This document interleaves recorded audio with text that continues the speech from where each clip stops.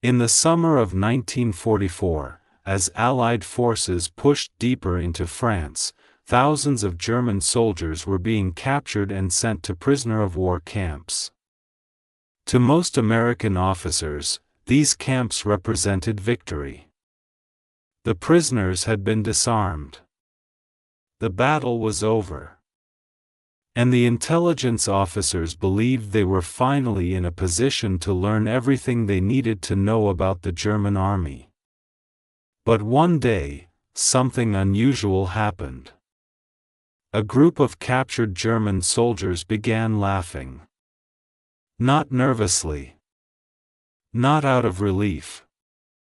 But with a quiet confidence that seemed completely out of place. The Americans noticed it immediately. After all, these men had lost the battle. They were behind barbed wire. Far from home. With an uncertain future ahead of them. So what exactly did they find so amusing? At first, no one paid much attention. A few soldiers laughing hardly seemed important in the middle of a global war. But for a young intelligence specialist named Fred Heckinger, the moment felt different. Something about that laughter stayed with him. It didn't sound like the laughter of defeated men. It sounded like the laughter of men who knew something their captors did not. And in many ways, they did. The American military had invested enormous resources into interrogating German prisoners. Every day, officers sat across from captured soldiers asking questions about troop movements, supply lines, commanders, and battlefield conditions. Thousands of reports were generated. Thousands of conversations were recorded. On paper, the system looked highly effective. But Heckinger began to notice a troubling pattern. The prisoners were talking. Yet somehow, the Americans were learning surprisingly little. The reports were often incomplete. The information arrived too late. And many conversations produced almost nothing of real value. The more he observed, the more he realized something uncomfortable. The problem wasn't that the Germans refused to speak.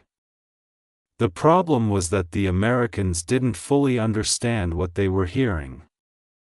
One interrogation in particular left a lasting impression on him. A German officer sat calmly across from an American interrogator. For nearly an hour, he answered every question. He was polite, cooperative, even friendly. By the end of the session, the American officer felt satisfied. The prisoner had talked extensively. Pages of notes had been collected. The interview appeared successful. But Heckinger saw something entirely different. The German officer had revealed almost nothing important. He had spoken for an hour without truly saying anything. Every answer was technically correct, yet strategically useless. It was a masterclass in controlled communication. And the American officer never realized it. That moment helped Heckinger recognize a larger problem. The United States had built a system designed to collect answers. But it had not built a system designed to understand people. The Germans weren't simply sharing information. They were carefully managing it. Choosing what to reveal, what to conceal, and what to redirect. The laughter Heckinger had heard days earlier suddenly made more sense. Many prisoners understood that the Americans were asking the wrong questions. And sometimes, even when the questions were right, they were being asked in the wrong way. What looked like success on the surface was often failure underneath. History is filled with moments like this. Moments when people mistake activity for progress. When they assume that collecting information is the same as understanding it. But those are not the same thing. A person can talk for hours without revealing what truly matters. A report can contain thousands of words while missing the most important truth. And sometimes, the greatest weakness is hidden inside a system that appears to be working perfectly. For Fred Heckinger, this realization would change everything. Because once he started looking beyond the words themselves, he began to notice patterns that others were missing. He noticed differences in background, differences in culture, differences in education, differences in the way German soldiers thought about loyalty, authority, and survival. And slowly, he began to understand something that would shape the future of American intelligence. Understanding a language is not the same as understanding the people who speak it. The Americans could hear German. But they didn't yet understand Germans. And that discovery would lead Heckinger toward a breakthrough far more important than any single interrogation report. Because the real battle wasn't happening in the interrogation room. It was happening inside the minds of the prisoners themselves. And that is where our story moves next. As Fred Heckinger spent more time around German prisoners, he began to notice something that most American officers completely overlooked. The problem wasn't a lack of translators. The problem wasn't a lack of interrogations. And it certainly wasn't a lack of effort. The United States had plenty of people who could speak German. What it lacked was people who truly understood Germans. At first, that distinction may sound small. But in reality, it was enormous. Speaking a language and understanding a culture are two very different things. A dictionary can teach someone vocabulary. It can teach grammar. It can even teach pronunciation. But it cannot teach how a person sees the world. And that was exactly where American intelligence was struggling. Many interrogators believed that once a prisoner's words had been translated into English, they had captured the meaning behind them. But Heckinger knew better. Meaning doesn't live only in words. It lives in experiences, in values, in traditions, and in the countless invisible influences that shape a person's thinking.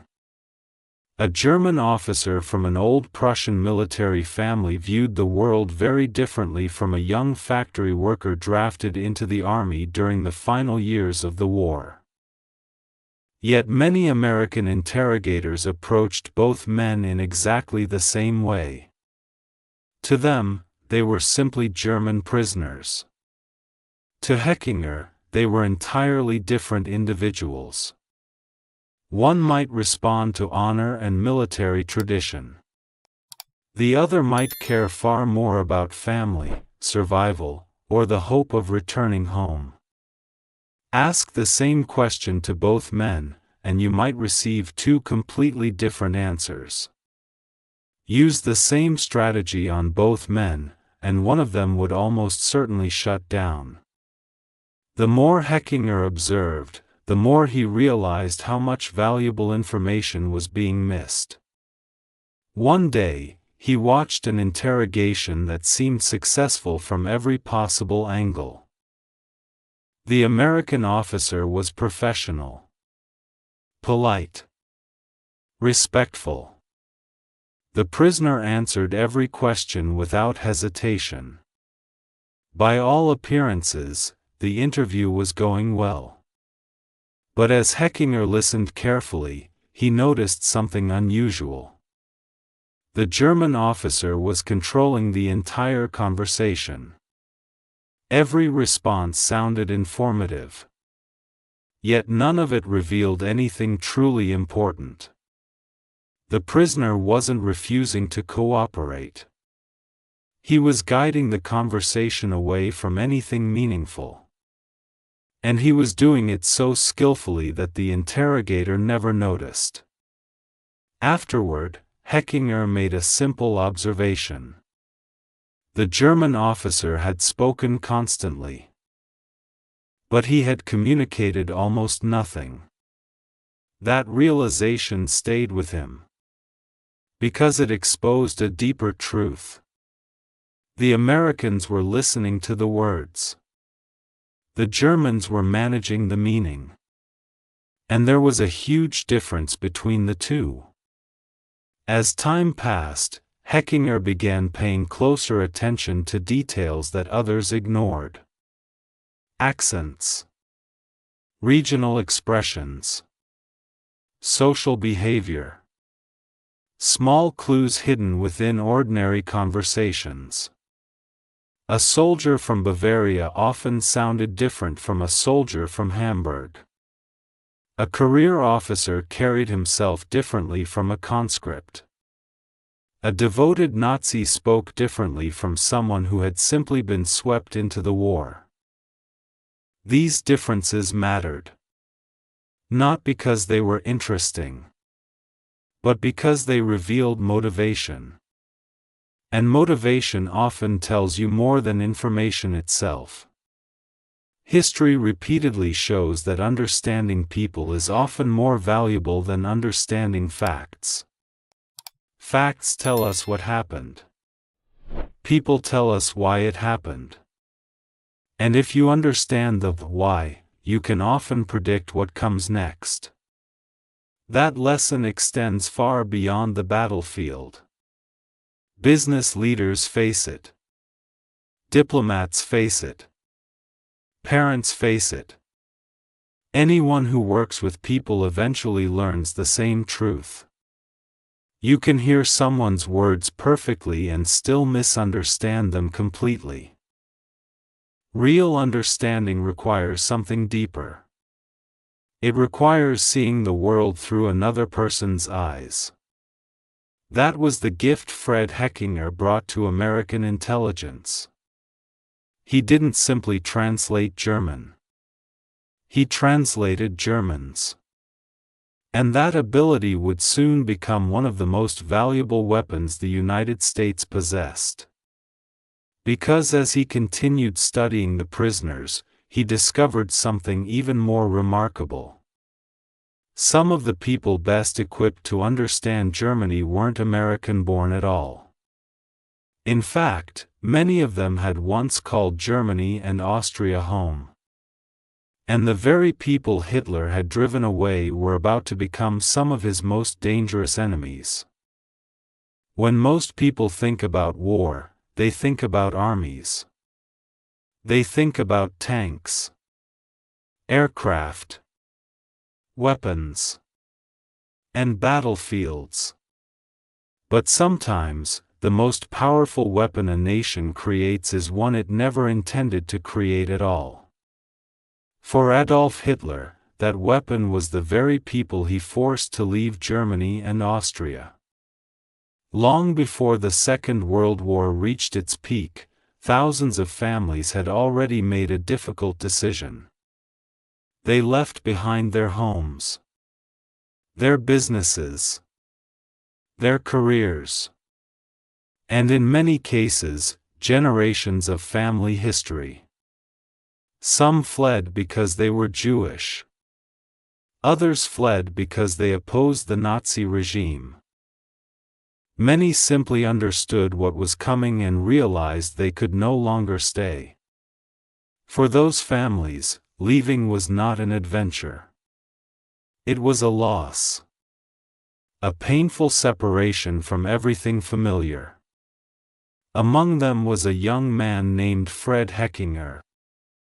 Like many refugees of his generation, he arrived in America carrying something that no suitcase could hold. He carried memories. He carried language. And perhaps most importantly, he carried an intimate understanding of the world Hitler was trying to build. At the time, few people could have imagined how valuable that knowledge would become.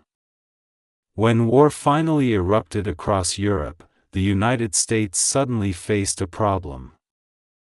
America was preparing to fight Germany. But relatively few Americans truly understood German society. They could study military manuals. They could analyze maps. They could intercept communications. But understanding a nation requires something deeper. It requires understanding the people who live inside it. And that is where refugees became uniquely valuable. Many of them had attended German schools, worked in German businesses, served in German institutions. They understood the culture from the inside. They knew how Germans spoke when they were relaxed, how they behaved under pressure, what they respected, what they feared, and what they would never admit openly. No intelligence textbook could teach those things. They had lived them. As the war intensified, the United States military began recruiting many of these refugees into intelligence programs. Some became translators. Some became analysts. Others became interrogators. Together, they formed a remarkable group of individuals who possessed something America desperately needed: context. One of the most famous examples would later become known as the Ritchie Boys. Many of them were refugees from Germany and Austria. Many had fled Nazi persecution. And many eventually returned to Europe wearing American uniforms. It was one of history's most extraordinary reversals. The regime that had forced them out had unknowingly helped create some of the people best equipped to defeat it. Fred Heckinger represented that transformation perfectly. Unlike many American officers, he did not need a textbook to explain German culture. He had lived it. When he listened to German prisoners speak, he often heard things others missed. A phrase, a joke, a regional expression, a subtle reference to social status. Details that seemed insignificant to outsiders often revealed important information to someone who understood the culture behind them. Imagine listening to a conversation filled with inside jokes. An outsider may understand every word, yet still miss the meaning. Someone from within the group would understand immediately. That was the advantage Heckinger possessed. And it became increasingly valuable as the intelligence effort expanded. The more he worked with German prisoners, the more he realized that culture was often the missing piece. Many intelligence failures were not caused by a lack of information. They were caused by a lack of understanding. People saw the facts, but they misunderstood the people behind the facts. History is filled with examples of this mistake. Nations often spend enormous resources studying an opponent's weapons while paying far less attention to their mindset. Yet human behavior frequently determines outcomes more than technology ever can. A nation may have powerful tanks, powerful aircraft, powerful weapons. But every decision still begins inside a human mind. And understanding those minds can change everything. That lesson became one of the foundations of Heckinger's work. The more he learned, the more convinced he became that intelligence was not simply about collecting information. It was about interpreting people. And the people best equipped to do that were often those who had once stood on the other side. In a strange twist of history, Hitler's effort to reshape Germany had created a generation of refugees who understood Germany better than almost anyone else. Many would go on to serve the country that gave them a new home. And in doing so, they became one of the most unexpected assets in America's war effort. But as valuable as these men were, another challenge remained. Understanding German culture was one thing. Understanding what was happening inside the prison camps was something else entirely. Because behind the fences, beyond the guard towers, and hidden from most American officers, another battle was taking place. A battle that almost nobody saw. And it would soon reveal that the prisoners were far more organized than anyone imagined. When most people picture a prisoner of war camp, they imagine a place where the fighting has ended. The soldiers have surrendered. Their weapons are gone. The battle is over. And all that remains is waiting for the war to end. But reality was often far more complicated. For Fred Heckinger, the deeper he looked inside the camps, the more he realized something surprising. The prisoners may have been captured. But the war had not entirely stopped. In many ways, it had simply changed form. Behind the barbed wire fences, thousands of German prisoners lived together day after day. They ate together, worked together, talked together. And just as they had on the battlefield, they formed communities. What American officials initially failed to recognize was that many of the same social structures that existed inside the German army continued to exist inside the camps. Ranks still mattered. Status still mattered. Influence still mattered. Some prisoners naturally became leaders. Others followed. And those relationships often remained powerful long after capture. To an outsider, the camp might appear calm and orderly. But beneath the surface, a hidden struggle was taking place. One of the first things Heckinger noticed was that not all prisoners spoke freely.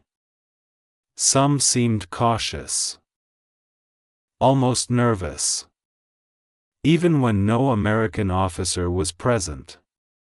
At first, that behavior was difficult to explain. After all, these men were no longer under direct military command. Many were thousands of miles from Germany. Yet some still behaved as if they were being watched. The reason soon became clear. Inside many camps, informal systems of control had emerged. Certain prisoners monitored others. Rumors spread quickly. Conversations were observed. And those who appeared too friendly toward American authorities sometimes found themselves isolated by fellow prisoners. The pressure did not come from guards. It came from their own comrades. Imagine living in a community where everyone knows everyone else. Where your reputation matters. Where every action is noticed. That kind of social pressure can be incredibly powerful. And in some cases, it was more effective than any official punishment.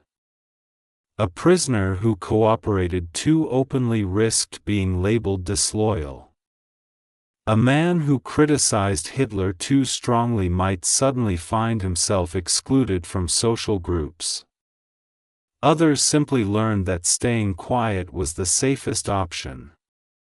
As Heckinger studied these dynamics, he began to realize that the camps contained an invisible battlefield. Not one fought with rifles or artillery, but one fought with influence, fear, loyalty, and identity.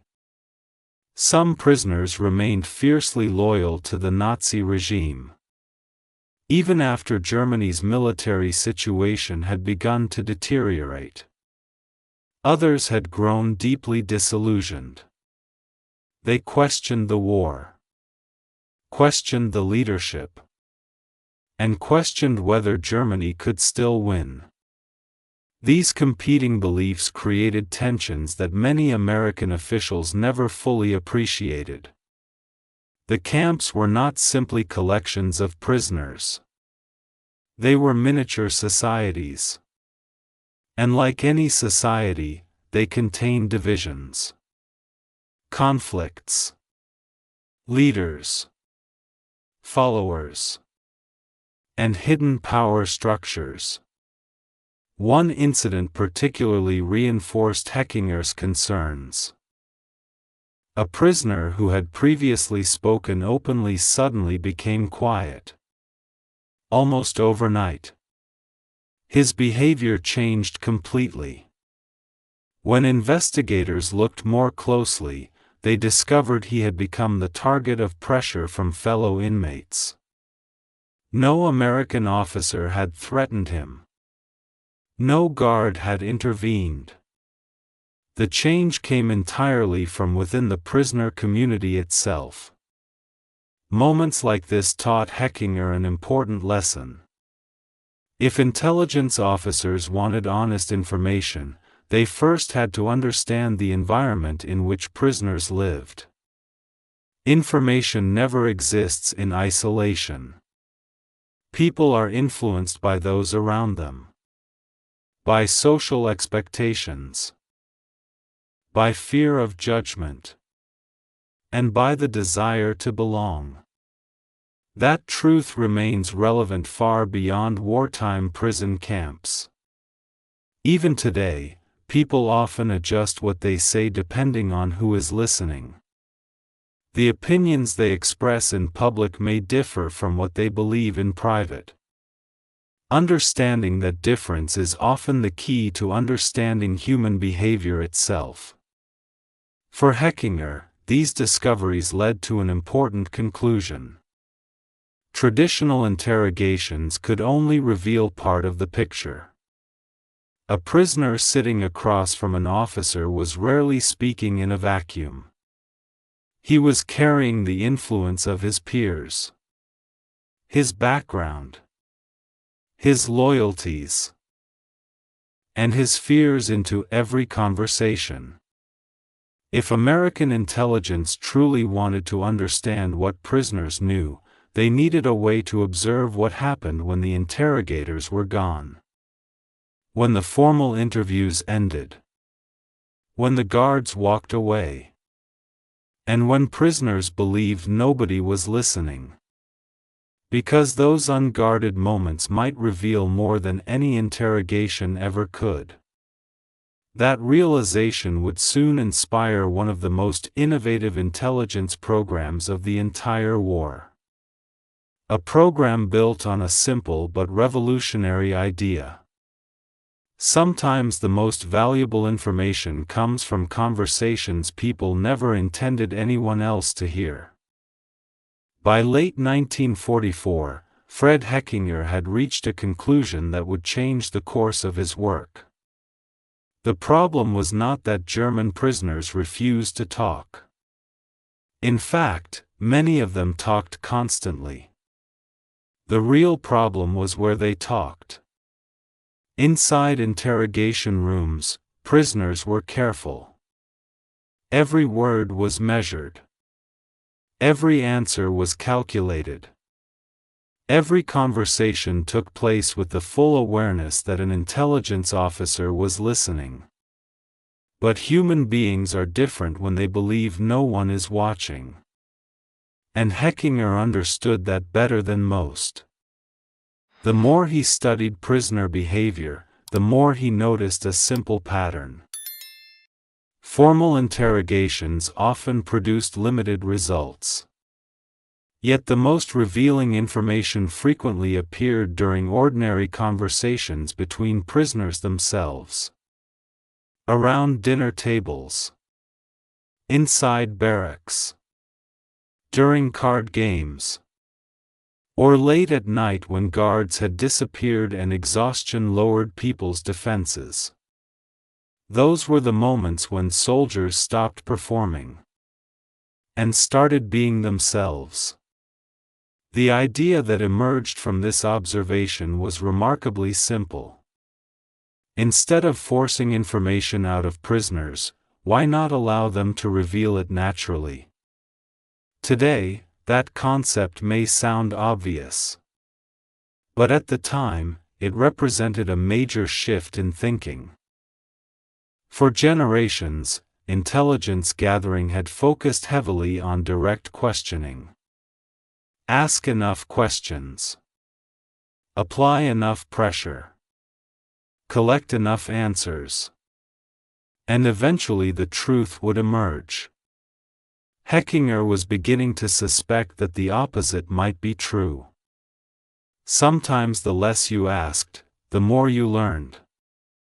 That realization helped inspire one of the most innovative intelligence programs of the Second World War. Hidden listening systems were quietly installed inside selected prisoner-of-war camps. Microphones were concealed inside walls, behind fixtures, and in places prisoners would never think to check. The goal was not to trap anyone. It was to observe what happened when soldiers believed they were speaking only to each other. What followed surprised even some of the program supporters. For hours each day, German prisoners talked freely. They discussed battles, commanders, supply shortages, rumors from the front, stories from their units, and countless details that seemed unimportant on their own. Unlike formal interrogations, these conversations were natural. Nobody was trying to impress an interrogator. Nobody was carefully crafting answers. They were simply talking. And that made all the difference. Teams of linguists, analysts, and intelligence specialists began listening to the recordings. Their task was not merely to translate words. It was to identify patterns, connections, and hidden meanings. At first, much of what they heard appeared ordinary. Prisoners complained about food, argued over military decisions, shared stories from home, discussed old battles. Yet experienced analysts quickly realized something important. Information rarely arrives in perfect form. It arrives in fragments. A comment here. A complaint there. A passing reference that seems insignificant until it appears again somewhere else.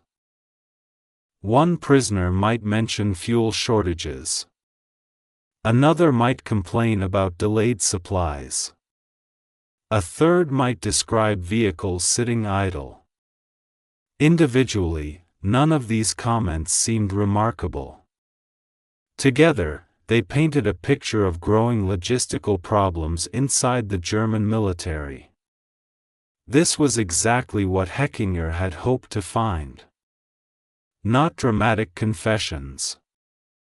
Not secret documents, but small pieces of reality that could be assembled into a larger truth. The program's success gradually changed attitudes within American intelligence. Some officers who had initially been skeptical became supporters. The evidence was difficult to ignore. Again and again, information gathered through casual conversations proved valuable. Sometimes it confirmed existing intelligence. Sometimes it filled important gaps. And occasionally, it revealed entirely new insights. What made the program especially powerful was its focus on human behavior. The technology itself was relatively simple.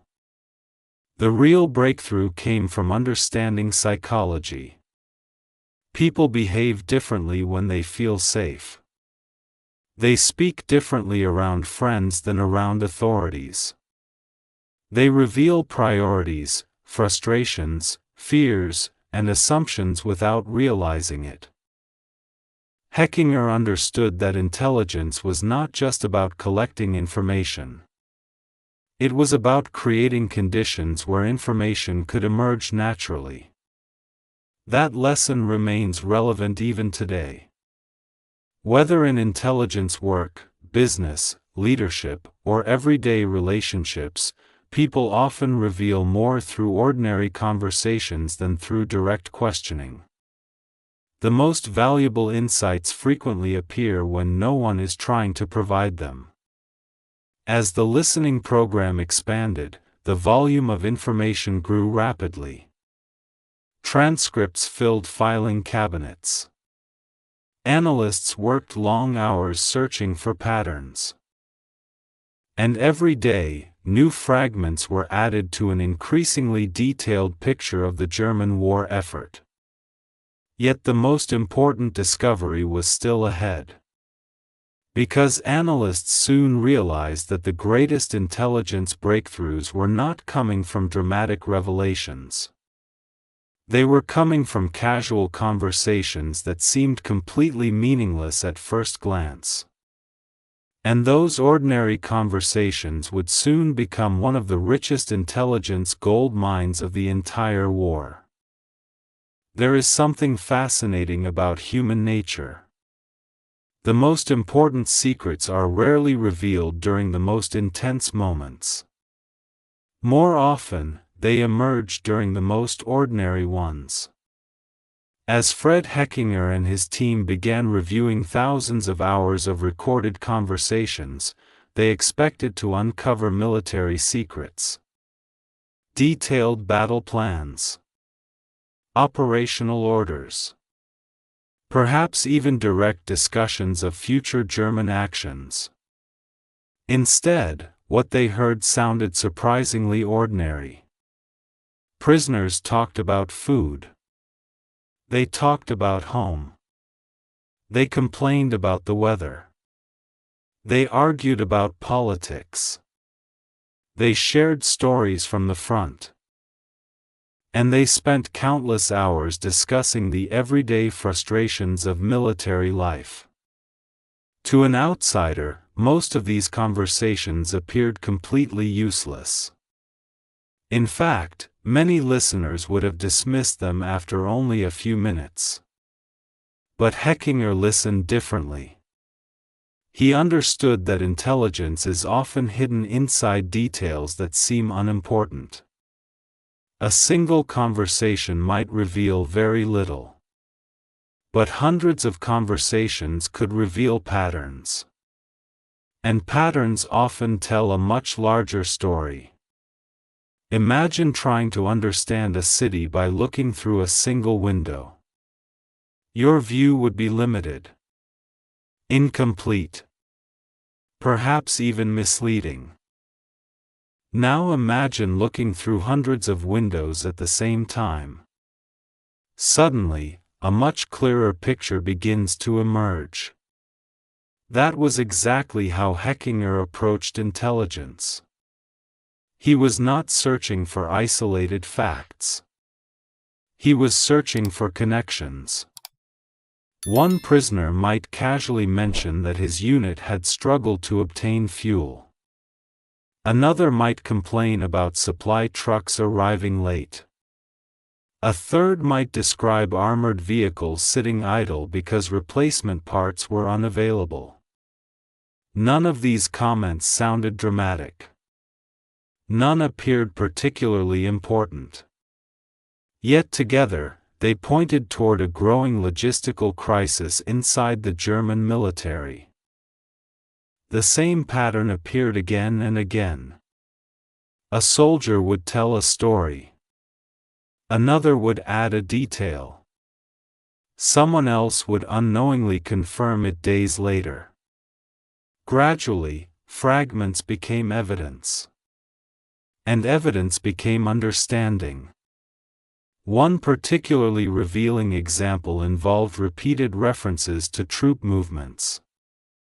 No prisoner openly described a major military operation. No one announced strategic plans. Yet numerous conversations mentioned units being relocated, officers traveling unexpectedly, and unusual levels of activity in certain regions. Individually, these remarks seemed insignificant. Collectively, they suggested that something larger was taking place.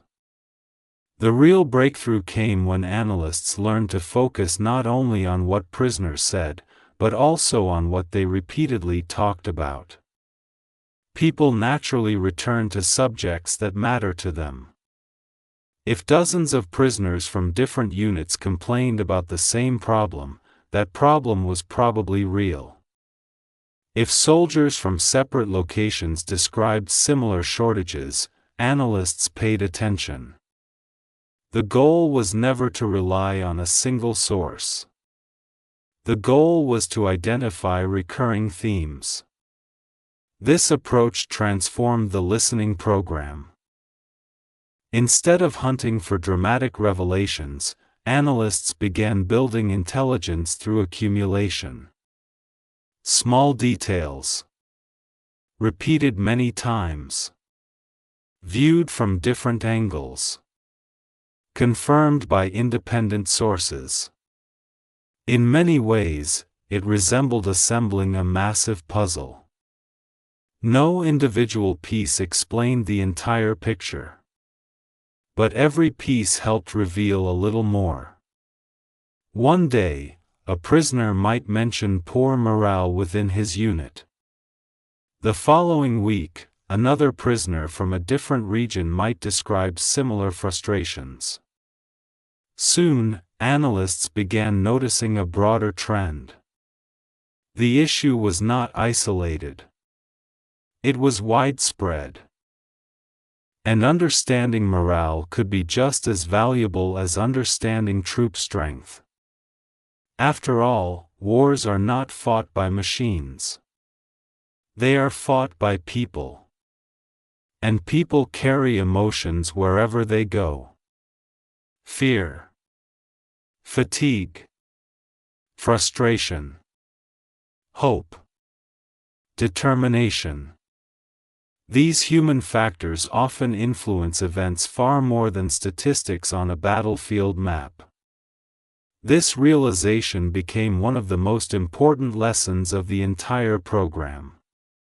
Military intelligence had traditionally focused on numbers. How many tanks? How many soldiers? How many aircraft? But Heckinger increasingly understood that understanding human behavior could be just as important. A division with strong morale might outperform expectations. A larger force suffering from exhaustion and doubt might collapse under pressure. The conversations inside the camps offered rare insight into these invisible realities. And perhaps that was the program's greatest achievement. It helped intelligence officers see the human side of war. Not just equipment. Not just logistics. But people. People making decisions. People facing hardships. People adapting to circumstances beyond their control. Looking back, the lessons extend far beyond military history. In everyday life, we often focus on dramatic statements and major events. Yet some of the most valuable insights come from ordinary conversations. The comments people make repeatedly. The concerns they return to. The details they mention without realizing their significance. Often, those small signals reveal more than any formal interview ever could. For Fred Heckinger, this discovery confirmed that the listening program was working better than anyone had imagined. The camps had become a remarkable source of intelligence. Information flowed steadily. Patterns became clearer. And confidence in the program continued to grow. But success brought a new challenge. Because the Germans were not blind. Sooner or later, they would begin to notice that the Allies seemed to know more than they should. And once that realization spread, the game would change completely. The prisoners would no longer be the only ones listening. The Germans would start watching too. And the secret war inside the camps was about to become far more dangerous. No advantage in war lasts forever. Every successful strategy carries within it the seeds of its own discovery. The more effective a system becomes, the more likely it is that someone will eventually notice its effects. And by late 1944, that is exactly what began to happen. For months, Fred Heckinger's listening program had been producing valuable intelligence. Information flowed steadily from the camps. Analysts identified patterns. Reports reached commanders. And piece by piece, the Allies developed a clearer understanding of what was happening inside the German military. From the American perspective, the program appeared to be working beautifully. But on the other side of the war, some German officers were beginning to ask uncomfortable questions. How did the Allies know certain things? Why did they seem unusually well informed about problems inside German units? Why did some Allied decisions suggest an understanding that should have been impossible? At first, many dismissed these concerns. War is full of coincidences. Commanders make educated guesses. Information leaks in unexpected ways. No one immediately assumed that ordinary conversations inside prison camps could be contributing to Allied intelligence. But as more examples appeared, suspicion slowly grew. Some German officers began to wonder whether captured soldiers were revealing more than they realized. Not through betrayal. Not through formal cooperation. But through carelessness. And that possibility was deeply unsettling. For generations, soldiers had been trained to resist interrogation. They understood the dangers of direct questioning. They knew how to protect important information. But very few had been trained to guard casual conversations with fellow prisoners. That was an entirely different challenge. The more German authorities studied the issue, the more they began to recognize a troubling reality. A man might successfully resist an interrogation for hours, yet unknowingly reveal valuable information during an ordinary conversation over dinner. He might never mention a classified operation, but he could complain about fuel shortages, talk about troop movements, or describe conditions inside his unit. Small details. Harmless details. At least they seemed harmless at the time. Yet those details could become valuable when combined with hundreds of others. Eventually, warnings began circulating through parts of the German military. Soldiers were reminded to be careful if captured. They were encouraged to discuss military matters as little as possible. And gradually, awareness began to spread. For Fred Heckinger, this development represented both a problem and a validation. On one hand, it threatened the effectiveness of the listening program. The more cautious prisoners became, the harder it would be to gather useful intelligence. On the other hand, it confirmed something important. The Germans were reacting. And opponents only react to threats they take seriously. But awareness created a new and far more dangerous challenge. Once people know they are being observed, they often change their behavior. Sometimes they become silent. Other times, they become deceptive. And deception can be far more difficult to detect than silence. Soon, analysts noticed subtle changes in some conversations. Certain stories seemed unusually convenient. Some claims sounded almost too informative. A few prisoners appeared eager to discuss specific topics. That immediately raised concerns. Were these genuine conversations? Or were some prisoners attempting to feed false information to their captors? The possibility could not be ignored. History offers many examples of successful deception operations.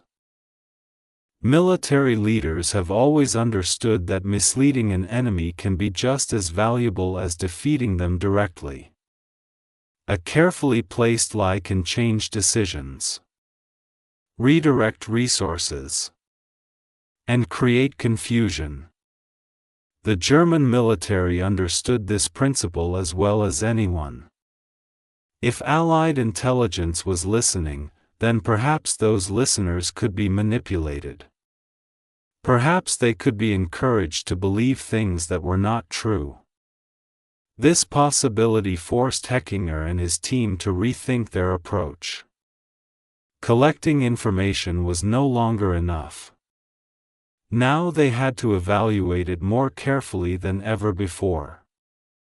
Every report required verification. Every claim needed context. Every conclusion demanded supporting evidence. The job was becoming increasingly complex. Yet in many ways, this challenge reflected a deeper truth about intelligence itself. The greatest danger is not always ignorance. Sometimes the greatest danger is false confidence. Believing something is true when it is not. Accepting information without questioning its source. Assuming that every answer is honest simply because it sounds convincing.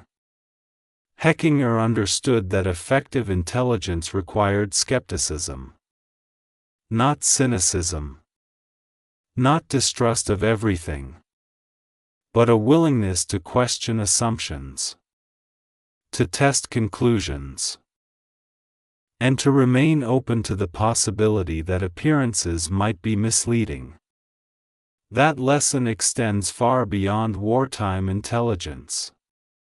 In everyday life, people are constantly surrounded by information. News. Opinions. Rumors. Claims presented with confidence. The challenge is not simply finding information. The challenge is determining what deserves to be believed. And that requires patience, curiosity, and critical thinking.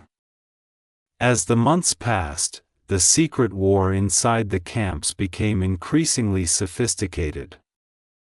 The Americans were listening. The Germans suspected they were listening. And both sides were adapting. The contest was no longer about gathering information alone. It was becoming a battle of psychology. A struggle to understand how people think, how they communicate, and how they influence one another. In the end, the side that understood human nature best would hold the advantage. And that realization would lead Fred Heckinger into the most fascinating phase of the entire story. Because the next battle would not be fought with microphones or transcripts. It would be fought inside the human mind. By the end of 1944, the secret war inside the prison camps had evolved into something far more complicated than anyone had imagined. In the beginning, Fred Heckinger and his team had focused on gathering information, finding patterns, connecting fragments, learning what German prisoners knew. But now the challenge was different. The Germans were becoming more cautious. Some suspected they were being monitored. Others deliberately adjusted what they said. And a few may have even attempted to influence what the Allies believed. The battlefield had shifted. This was no longer simply a contest over information. It had become a contest over perception. A battle of psychology. A battle to understand not just what people were saying, but why they were saying it. And in many ways, that made the challenge much harder. Information can be collected. Facts can be recorded. But understanding human motivation is far more difficult. People rarely reveal their true thoughts directly. Instead, those thoughts often hide beneath emotions. Loyalty, fear, pride, resentment, hope. Every conversation carried traces of these invisible forces. And Fred Heckinger understood that if he wanted to separate truth from deception, he first had to understand the people behind the words. One prisoner might exaggerate stories because he wanted to impress his fellow soldiers. Another might downplay problems because he remained loyal to Germany. A third might criticize his commanders out of frustration rather than objectivity. The words themselves were important. But the emotions behind those words were often even more revealing. This realization transformed how Heckinger approached intelligence. Instead of focusing only on what prisoners said, he began paying closer attention to how they said it. Did they sound confident? Defensive? Bitter? Proud? Were they speaking from personal experience? Or repeating rumors they had heard from others? These distinctions mattered. Because human beings are not machines. We interpret reality through our emotions. And those emotions influence the stories we tell. One former intelligence officer later described this process in a simple way. Imagine two soldiers describing the same battle. One remembers chaos. The other remembers courage. Neither man is necessarily lying. Yet each tells a different story because each experienced the event differently. The challenge for intelligence analysts was to look beyond individual perspectives and discover the larger truth hidden beneath them. That required patience. And it required empathy. Perhaps surprisingly, Heckinger believed that understanding people often worked better than pressuring them. The traditional image of intelligence gathering tends to involve aggressive questioning, demanding answers, applying pressure, forcing information to surface. But Heckinger increasingly believed the opposite approach was more effective. People often reveal the most when they feel comfortable, when they feel respected, when they feel understood. Not because they intend to share secrets, but because they stop guarding every word. This became one of the most important insights of the entire program. The most valuable information rarely came from confrontation. It came from observation, from listening, from understanding the human stories behind the data. And nowhere was that more important than in the psychological duel unfolding inside the camps. German prisoners were constantly evaluating one another, trying to determine who could be trusted, who remained loyal, who might be talking too much. At the same time, Allied analysts were trying to determine which conversations reflected reality and which reflected performance. In many ways, both sides were studying human behavior. Both sides were looking for weaknesses. Both sides were searching for hidden truths. The difference was that Heckinger's team increasingly understood one critical lesson. People can control their words, but they struggle to control their patterns. A single statement may be misleading. A repeated pattern is much harder to fake. That is why analysts spent so much time looking for consistency. Not isolated comments. Not dramatic revelations, but recurring themes that appeared across hundreds of conversations. Over time, those patterns became far more reliable than any single source. And they provided an advantage that deception alone could not easily overcome. Looking back, this lesson extends far beyond intelligence work. In everyday life, people often focus on individual statements. A promise, a claim, an explanation. But true understanding usually comes from observing patterns over time. How people behave repeatedly. What they consistently value. What they continually return to. Patterns reveal character. Patterns reveal priorities.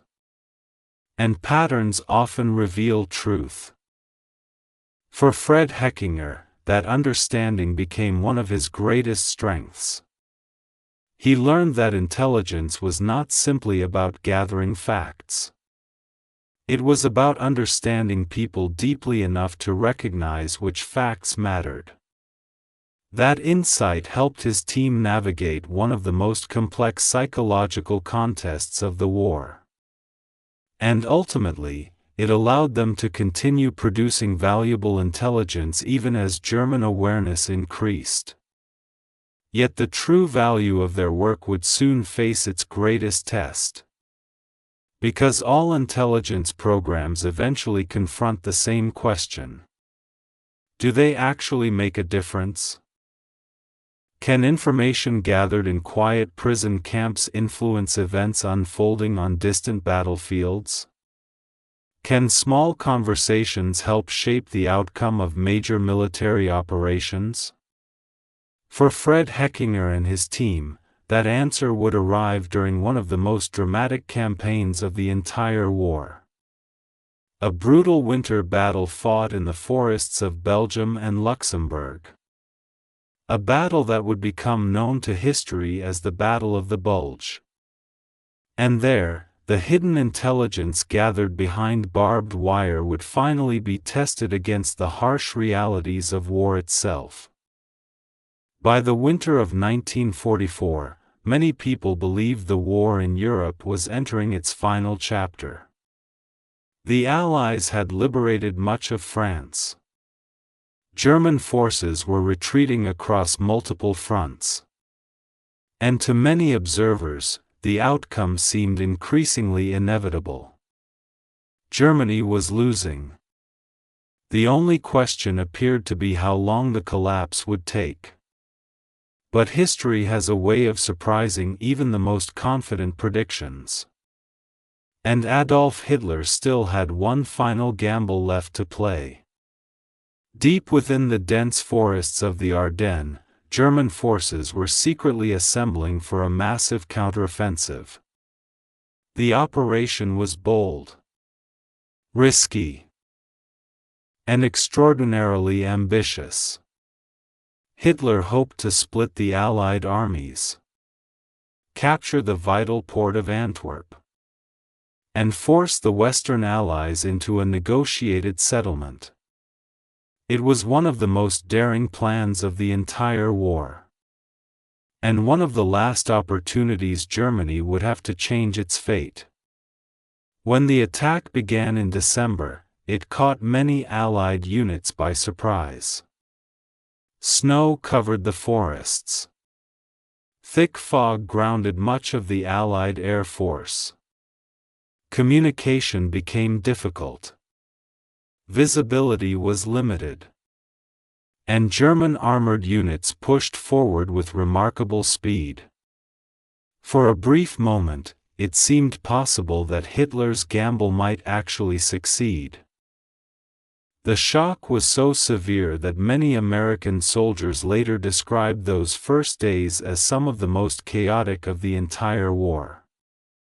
Roads became clogged with troops and vehicles. Front lines shifted rapidly. Confusion spread throughout the region. And in the middle of that confusion, one resource became more valuable than almost anything else: reliable information. Because in war, uncertainty is often more dangerous than the enemy itself. Commanders can respond to threats they understand. What they fear most are threats they cannot see. And that is where the work of Fred Heckinger and his team began to matter. For months, intelligence specialists had been collecting fragments of information from German prisoners. Not dramatic secrets. Not detailed battle plans. But small clues. Comments about fuel shortages.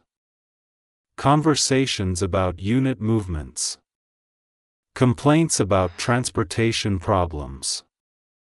Stories about exhausted troops and strained supply lines. Individually, these details seemed minor. Yet together, they revealed something important.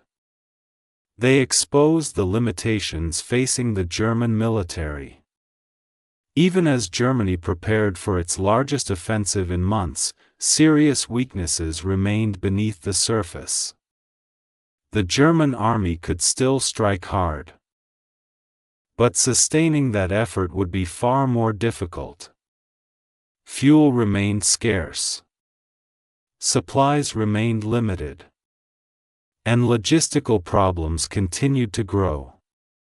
Many of these realities had surfaced repeatedly inside the prison camp conversations analyzed by Heckinger's team. The information did not predict every detail of the offensive.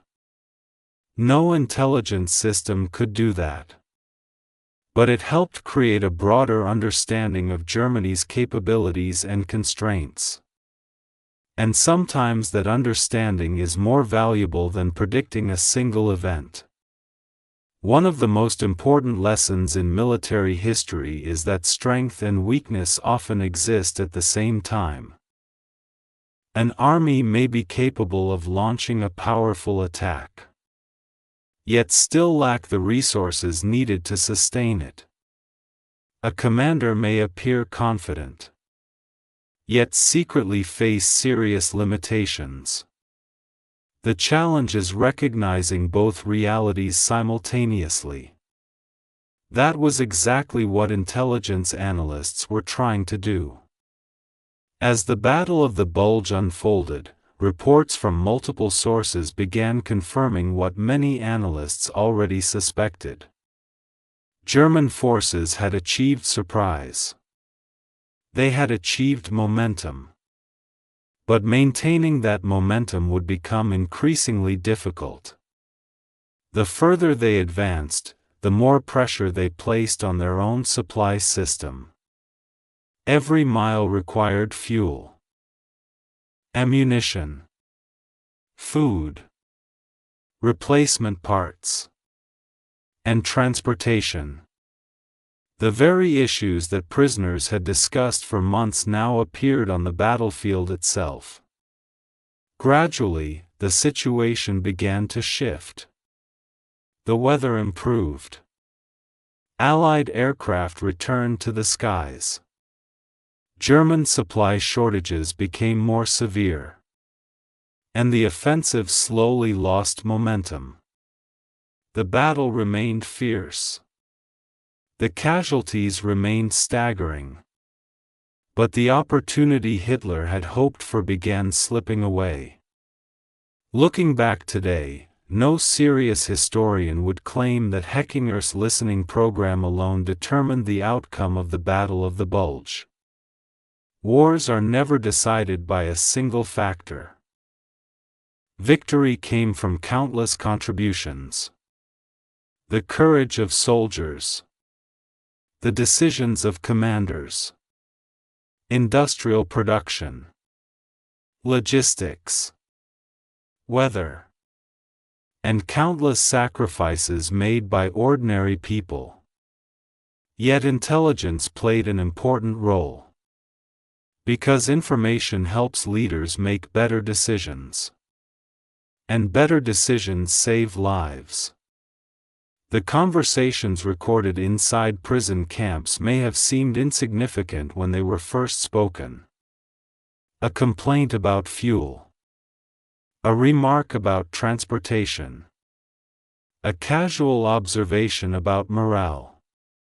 Yet those fragments helped create a clearer picture of reality. And reality is one of the most valuable assets any commander can possess. That may be the most remarkable aspect of this story. The people influencing events were not always standing on the front lines. Some were sitting quietly in listening rooms, reviewing transcripts, comparing reports, searching for patterns hidden inside ordinary conversations. Their work rarely attracted attention. Few newspapers wrote about it. Few soldiers ever knew it existed. Yet its impact could be felt far beyond the prison camps where it began. History often celebrates dramatic moments. The battles. The speeches. The famous commanders. But behind every major event lies an enormous amount of unseen work. Analysis. Preparation. Observation. Patience. The Battle of the Bulge reminds us that victories are rarely created by visible actions alone. They are often built upon countless invisible contributions.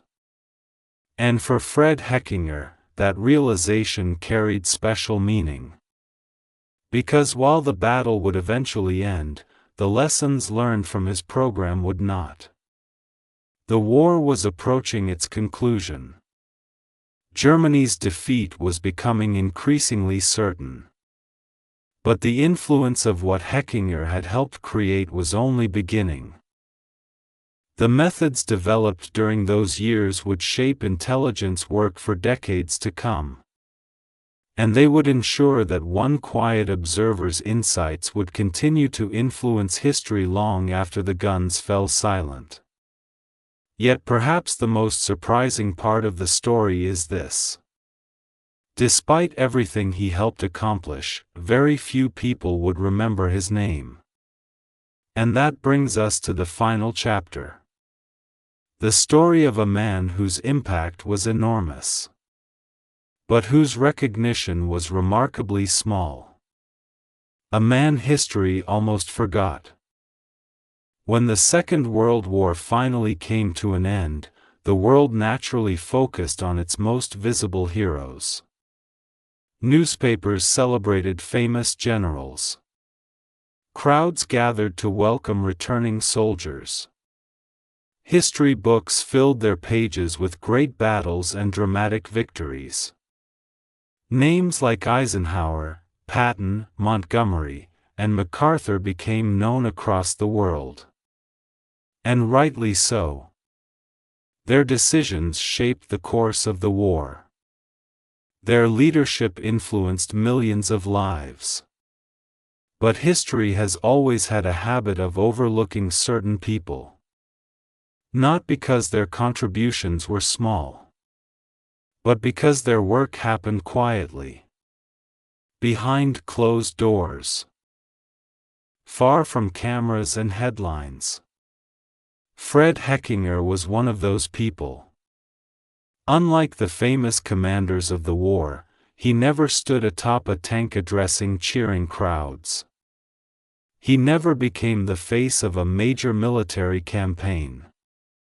He never sought public recognition. In fact, most Americans today have never heard his name. Yet the influence of his work can still be felt nearly everywhere modern intelligence operates. That is one of history's great ironies. Some of the people who leave the deepest marks are often the ones remembered the least. When Heckinger began studying German prisoners years earlier, he was not trying to create a revolutionary intelligence doctrine. He was simply trying to solve a problem. Why were prisoners talking so much while revealing so little? Why did traditional interrogation methods seem to miss important truths? And how could intelligence officers better understand the people they were studying? Those questions led him down a path that would ultimately transform how information was gathered and analyzed. His greatest contribution was not technology. It was perspective. He helped demonstrate that intelligence was not merely about collecting facts. It was about understanding people. For generations, military intelligence had often focused on tangible things. Weapons, troop numbers, supply depots, maps. All of those things mattered. But Heckinger showed that human behavior mattered just as much. Sometimes more.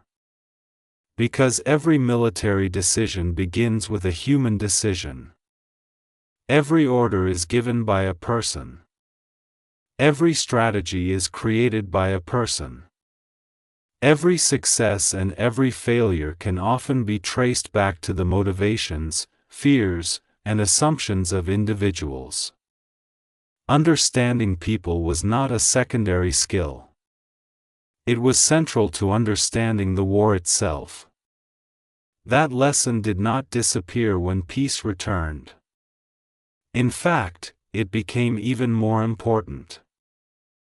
The methods developed during the war influenced future intelligence organizations for decades. Analysts increasingly focused on psychology, behavior, culture, and human decision-making. The idea that casual conversations could reveal valuable information became widely accepted. The importance of cultural understanding became impossible to ignore. And the recognition that human patterns often reveal more than direct answers became a cornerstone of modern intelligence work. In many ways, Heckinger had helped shift the field away from simply gathering information and toward understanding meaning. That distinction may sound subtle, but it changed everything. Even outside intelligence, the lesson remains powerful. Businesses study consumer behavior. Diplomats study cultural differences. Law enforcement agencies analyze human motivations. Researchers examine patterns of decision-making. The same fundamental principle appears again and again. Facts are important. But understanding people is what gives facts their meaning. Looking back, perhaps the most remarkable part of Heckinger's story is how ordinary it seems on the surface. He did not command armies. He did not win famous battles.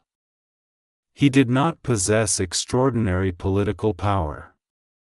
What he did possess was curiosity, patience, and a willingness to question assumptions. While others focused on what prisoners were saying, he became interested in why they were saying it. While others listened for answers, he listened for patterns. And while others saw prisoners, he saw human beings. That perspective changed everything. There is an important lesson hidden within that story. Many people spend their lives trying to become the loudest voice in the room. They want to be noticed, recognized, remembered. But some of the most influential people in history achieved their impact differently. They observed carefully. They listened deeply. And they paid attention to details that everyone else ignored. Fred Heckinger was one of those people. His story reminds us that influence does not always come from visibility. Sometimes it comes from understanding. From seeing what others miss. From asking better questions. And from remaining curious when everyone else believes they already know the answer. Perhaps that is why his story still matters today. Not because it teaches us about prison camps, or intelligence programs, or even the Second World War itself, but because it teaches us something timeless about human nature. People reveal more than they realize. Patterns often matter more than isolated events. And understanding another person is often far more powerful than simply hearing their words. In the summer of 1944, a group of German prisoners laughed behind a barbed wire fence. Most people would have forgotten the moment immediately. Fred Heckinger did not. He paid attention. He asked why. And that simple act of curiosity led to discoveries that would influence intelligence work for generations. History may never place his name alongside the war's most famous figures. But perhaps that is not the point. The point is that one thoughtful observer changed the way people understood information. And in doing so, he quietly changed history. Not through force. Not through fame. But through something much simpler. He listened. And sometimes, listening is enough to change the world. And that is where our story comes to an end.